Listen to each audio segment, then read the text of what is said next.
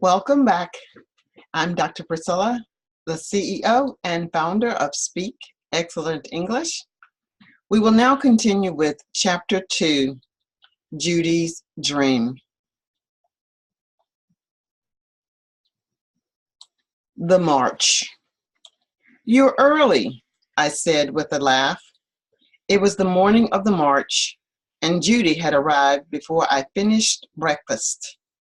"Mom, Dad, and Jethro had to report at 8, she explained.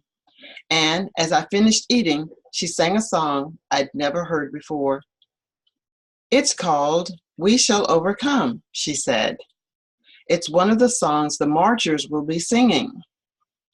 Before we left, I decided to take my red hat because my curls were flying everywhere, while Judy's immaculate hair was tied with a purple silk ribbon.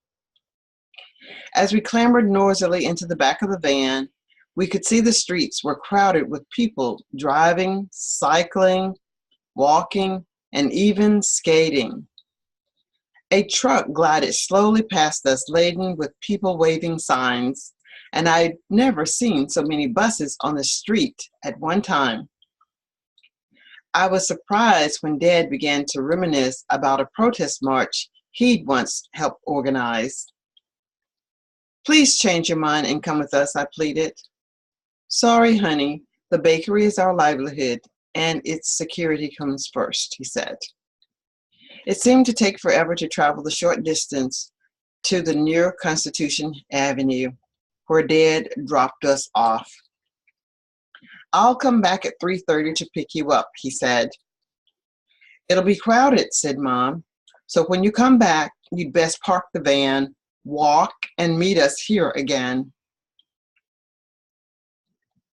It felt wrong not to have Dad with us on this special day, so I gave him a hug as I left. "Wait," he yelled. He reached back into the back of the van and pulled out my hat. I ran back and retrieved it. Then, in no time at all, we were swallowed up by a surge of marchers. This way," shouted officials, steering us in the direction of Washington Monument, which was where the march was due to start.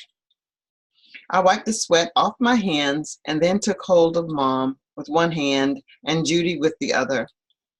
It wasn't just the heat that was making me sweat. I'd never been in such a large assembly before, and such close confinement frightened me.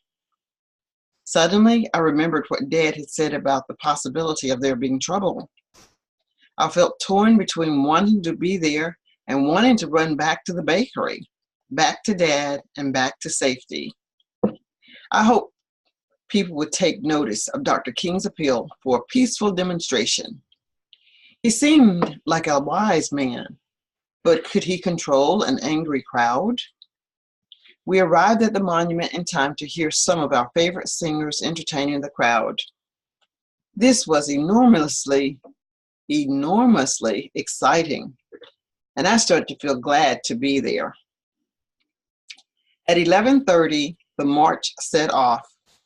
I expected to be jostled and shoved, but the marchers were calm and orderly. People of all ages and ethnicities were marching along side by side. An elderly woman pushed a young boy in a wheelchair. I saw men wearing dark suits and ties and looking as hot as I felt. Women in floral dresses clutched their purses. Although I couldn't see anyone I knew, I began to feel more comfortable in the crowd. Mom, Judy, and I linked arms, and I walked tall. I was proud to be there. As the Lincoln Memorial drew closer, the crowd of marchers spread out. "This way," said Mom, leading us up a gentle slope. I flopped down on a patch of cool grass and drained a bottle of homemade lemonade. Mom pointed out the huge cameras mounted high above the crowd. "The march is being shown on TV," she explained. "It'll be seen in living rooms all around the world."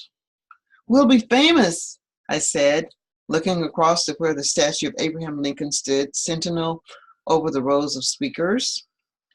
Judy explained to us that the march was organized by an alliance of different protest groups. Then a woman stepped up to the microphone.